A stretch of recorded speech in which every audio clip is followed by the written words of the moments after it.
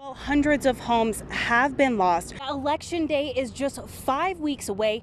Now this fire is affecting 2 families and 2 separate units. Good news is no delays yet. Bad news is I lost my other glove.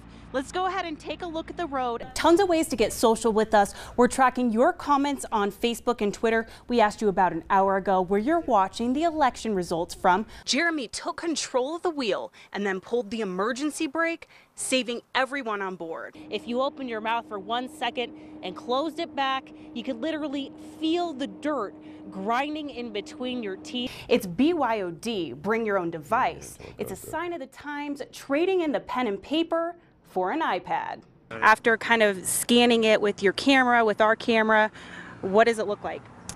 I'm kind of optimistic. Jen, officials haven't yet released the officer's name, but they have said that he is awake and in stable condition. We've learned Nicholas Titus was originally from Indiana and was working construction here in Colorado.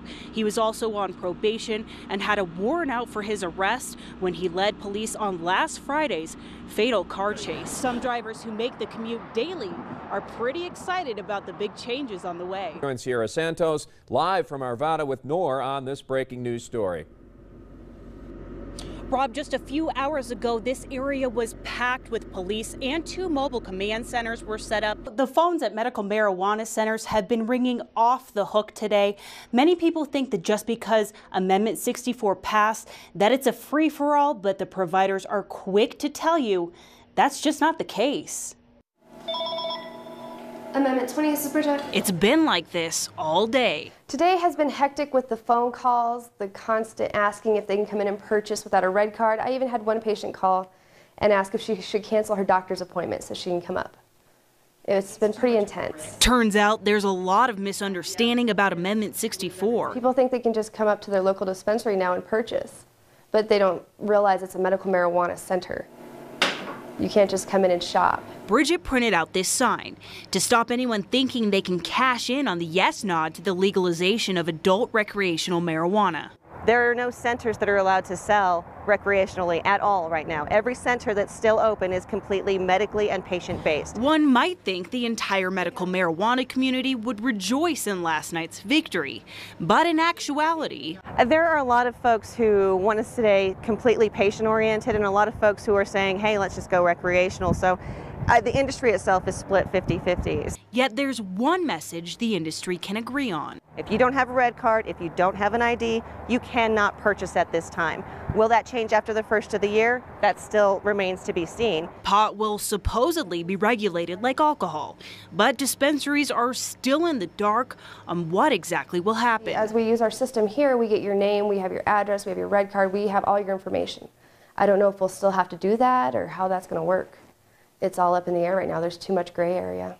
Now, Amendment 64 will take effect on January 1st, 2013, but the folks I talked to today aren't quite sure that everything will fall into place so quickly. And this 5 Uncovers report, Siera Santos with the truth behind where your donated clothing actually goes.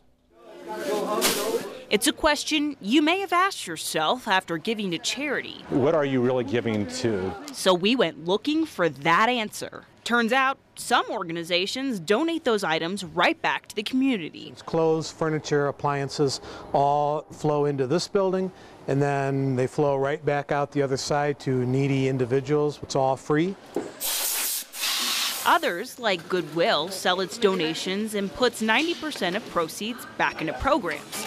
But other collection centers aren't as clear-cut. In the surrounding region, we have found a proliferation of these kind of ambiguous rogue donation bins. And those convenient bins seem to be popping up in every parking lot. But not all are associated with charities. And sometimes they don't even have any branding or marketing on them.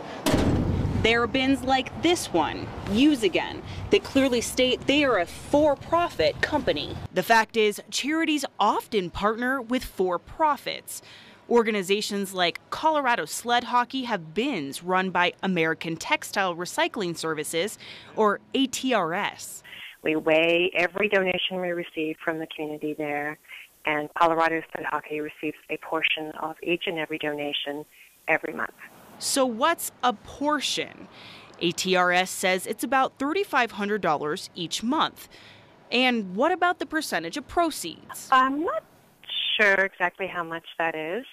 I know that we're diverting about 30,000 pounds of recycling each month from landfills in Colorado. Items that ATRS says will first be optioned to disaster relief programs, but only if the organization asks. Textile recycling companies will salvage damaged goods that are beyond wear, cutting them up for rags or reusing them for thread. So before you donate, it's really important for people to first weigh when they're donating what cause they're giving to. Siera Santos, News 5. The Lawrences, a family of 5 with a very special bike. As News 5's Siera Santos shows us, they take cycling to a whole new level. The Lawrences have a set of wheels let's go. that turns heads. We're just the weird bike freaks. They line up tallest to shortest on a bicycle built for 5. We all look kind of funny all riding down the street with our matching uniforms and our big clunky helmets. The Quint bike is not the only one of its kind. There are a few out there, they're still an oddity. Where the Quint bike goes, smiles and waves follow. You should see some of the looks we get from the cars. It's a lot of fun. People seem to get a kick out of it, so we enjoy it.